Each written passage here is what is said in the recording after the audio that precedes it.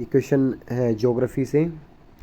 ये शायद question number 8 नहीं है, 9 है, 8 लिखा गया गलती से। ऐसे हमारे क्वेश्चन आते रहेंगे फटाफट। तो इस क्वेश्चन में है the natural satellite of earth is dash, कि जो पृथ्वी का एक नेचुरल सैटेलाइट है वो कौन सा है, अर्थ का नेचुरल सैटेलाइट।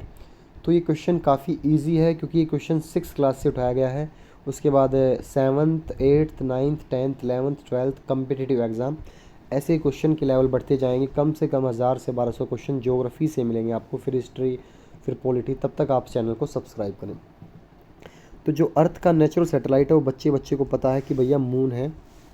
फोटोज़ डीमोज कई बार पूछे गए हैं, ये मार्स के नेचुरल सैटेलाइट है। आपको साथ के साथ जो मैं एक्स्ट्रा पॉइंट बता रहा हूँ वो सुनते जाना है ताकि आपको लंबे टाइम तक याद रहे। मरकरी ऐसा प्लेनेट है जिसके पास कोई सैटेलाइट नहीं है। मरकरी के अलावा वीनस के पास भी कोई सैटेलाइट नहीं है। तो यहाँ से आपके 2 क्वेश्चन और बनते हैं कि मार्स के सैटेलाइट कौन कौन से हैं। तो आपको बताना है फोटोज़ एंड डीमोस। ऐसे 2 प्लेनेट जिनके पास कोई सैटेलाइट नहीं है तो सिर्फ वो मार्स और वीनस है, सॉरी मरकरी एंड वीनस है। मरकरी को सबसे छोटा प्लेनेट भी कहा जाता है, यानी ये सबसे स्मॉलेस्ट प्लेनेट है, सबसे छोटा ग्रह है। चलिए मून से एक आध फैक्ट और देख लेते हैं इसी वीडियो में। सबसे पहला फैक्ट है कि मून की जो डिस्टेंस है वो अर्थ से आपको याद रखना है 3,84,000 किलोमीटर, ये हमसे दूर है। वैसे दूर तो नहीं, बाकी की हिसाब से देखा जाए तो ये पास है। कई बार एग्ज़ाम में क्वेश्चन आता है कि सन के बारे में भी बताओ, तो आपको याद रखना है सन हमसे 150 यानी 150 मिलियन। ये पिछली वीडियो में मैंने आपको बताया, लेकिन फिर भी समझा रहा हूँ आपको ताकि अगर पिछले वाला रिवाइज होता रहे। सन का अगर पूछता है अर्थ से तो आपको बताना है 150 million kilometre away from earth. But अगर मून का पूछता है तो 3,84,000 kilometre away from earth. Million नहीं है, only kilometre away from. Next point, आपको रिवोल्यूशन और रोटेशन 2 वर्ड बार बार आपको दिखाई दे रहे होंगे। रिवोल्यूशन मतलब होता है किसी और के चारों तरफ घूमना। तो जो मून है वो रिवोल्यूशन करता है अर्थ की, एंड रोटेशन मीन्स अपने ही एक्सिस के चारों तरफ घूमना।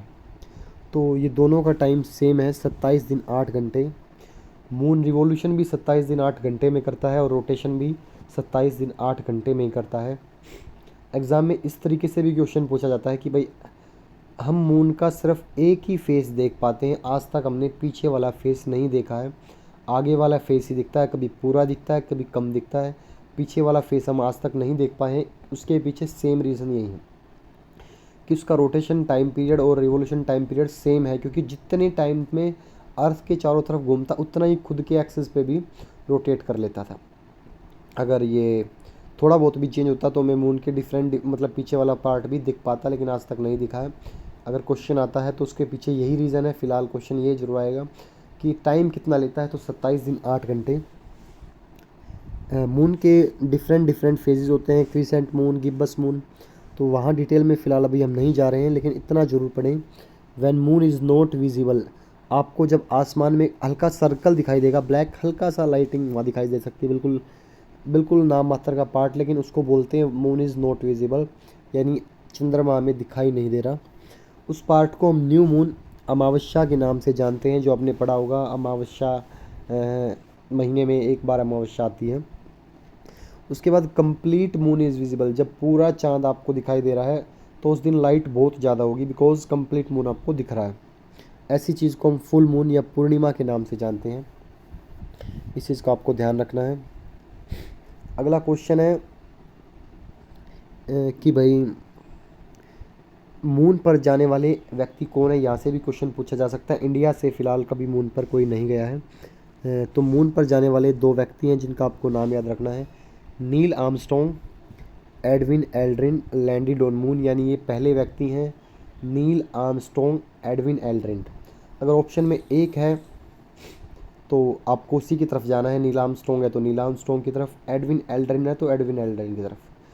ऐसा मुश्किल रेयर चांस मिलेगा कि ऑप्शन में दोनों है, कि पहला ऑप्शन नील आर्मस्ट्रॉन्ग है, कोई दूसरा है, तीसरा ऑप्शन एडविन एल्ड्रिन है। तो आपको नील आर्मस्ट्रॉन्ग की तरफ जाना है, और दोनों ही एक ही ऑप्शन में है कि Armstrong, Neil Armstrong and Edwin, तो फिर उसकी तरफ जाना है। यानी मेरा कहने का मतलब है कि आपको प्रेफरेंस नील आर्मस्ट्रॉन्ग को देनी है। डेट आपको याद रखनी है 21 जुलाई यानी 21 जुलाई 1969। तो 21 जुलाई 1969 को ये व्यक्ति दोनों चांद पर गए थे। कहाँ से हैं ये?